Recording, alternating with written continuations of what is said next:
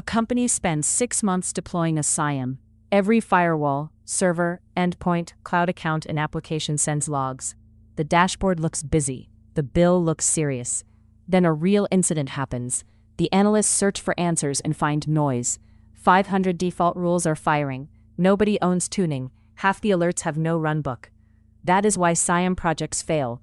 Not because SIEM is useless, because the team collected everything but designed almost nothing. SIEM stands for Security Information and Event Management.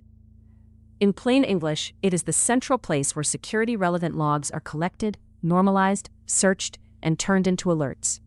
A beginner should remember this. SIEM helps defenders detect, analyze, and support response by connecting events across systems. One login failure on one server may mean little. Login failures across identity, VPN, endpoint, and cloud systems may tell a real story. In a NIST-style security program, SIEM mainly supports detection and analysis. It does not magically secure the environment. It gives analysts a structured way to see activity across many tools and decide what needs action.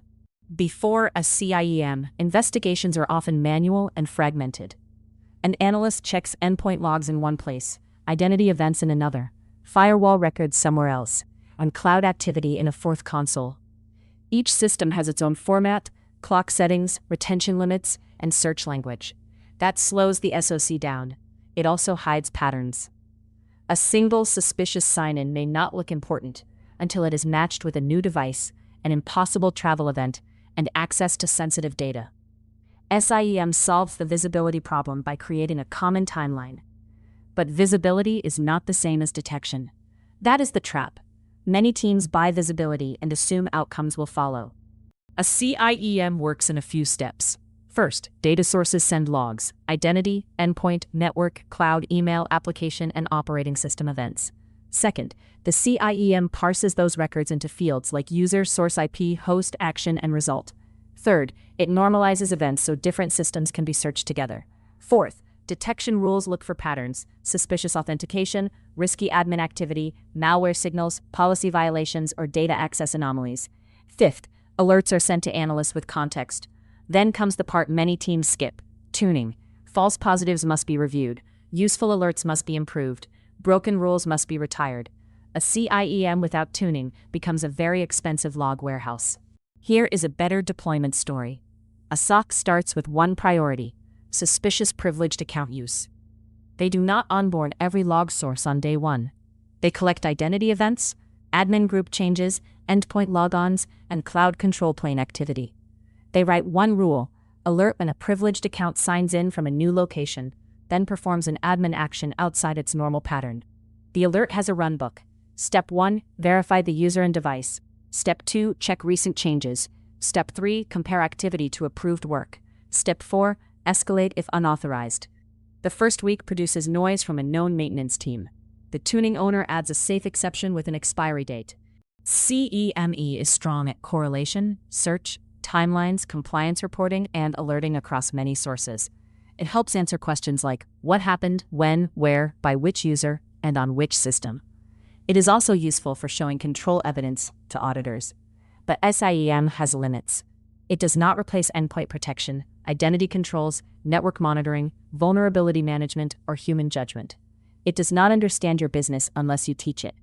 Default rules are starter material, not a detection strategy. The biggest failure pattern is collecting everything and detecting nothing. If a log source does not support a use case, an investigation, or a requirement, question why it is being ingested. Think of SIEM as the SOC's evidence hub. Endpoint tools detect activity on devices. Identity systems know users and sign-ins. Firewalls and proxies show network paths. Cloud platforms show control plane and workload events. The SIEM brings that evidence together.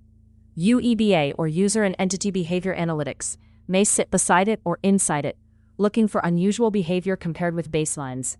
Case management may track the investigation. Automation may enrich alerts or open tickets. The SIEM should not be isolated. It should connect to the rest of the defensive stack with clear handoffs: what creates alerts, who investigates, what gets escalated, and what gets measured. If you are starting a SIEM project, resist the urge to collect everything. Start with business risk and detection use cases. Pick 10 high-value rules instead of enabling 500 defaults.